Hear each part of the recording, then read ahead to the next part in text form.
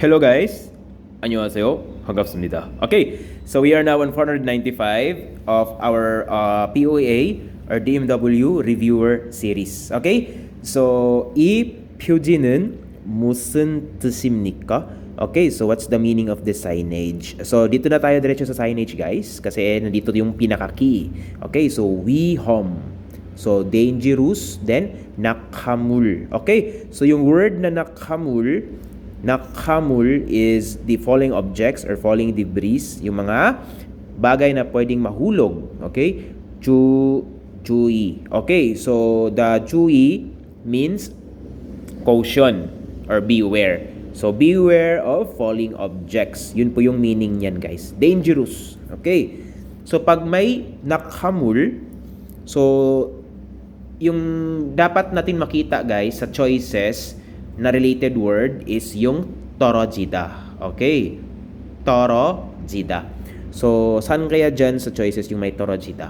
Okay? Kasi that can be a hint na yung sentence na yan yung pwedeng maging sagot. Pero mas maganda na i-analyze pa rin natin ang buo to make sure na yun ba talaga yung tamang sagot. Okay?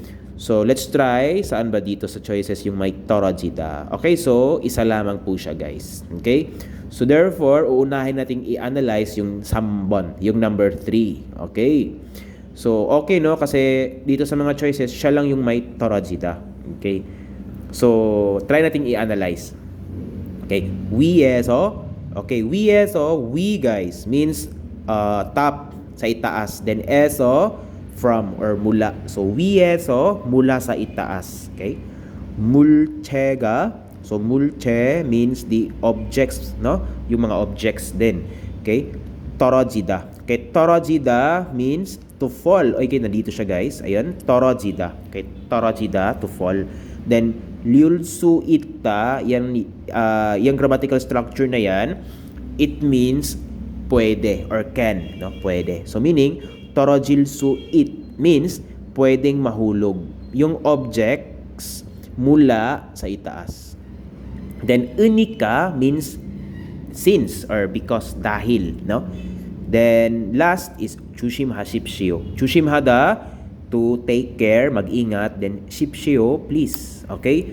So, please, mag-ingat dahil pwedeng mahulog yung mga bagay mula sa itaas. Ito po yung number 3, which is really accurate po, no? Dito sa nakamul chui. Okay, so therefore, nakuha na natin yung tamang sagot, guys, no?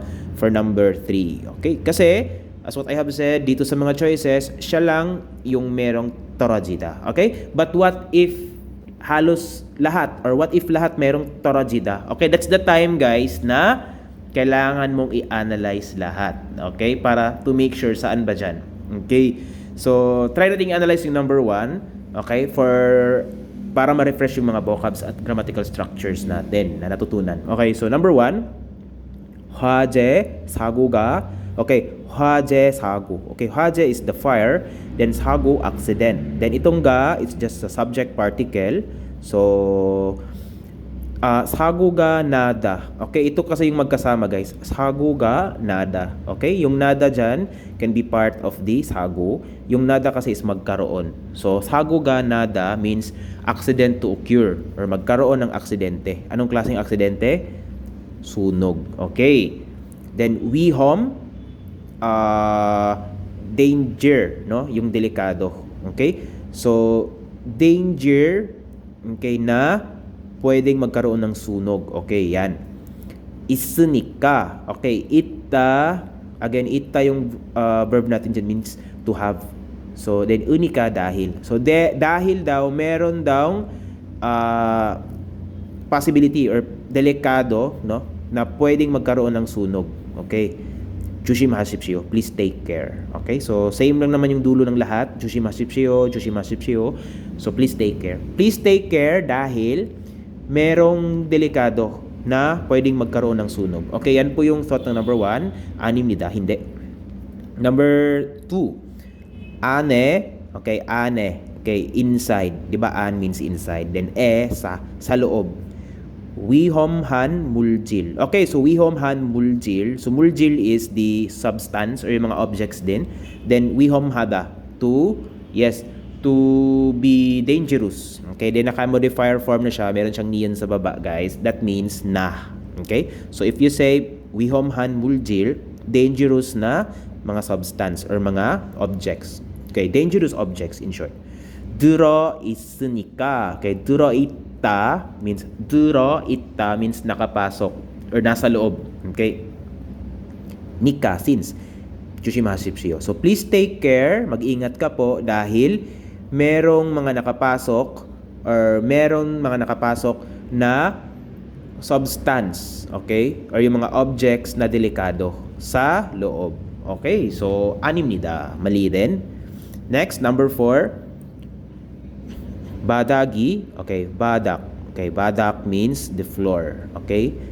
So mi끄러워. Okay, mi끄럽다 yung verb dyan, to be slippery.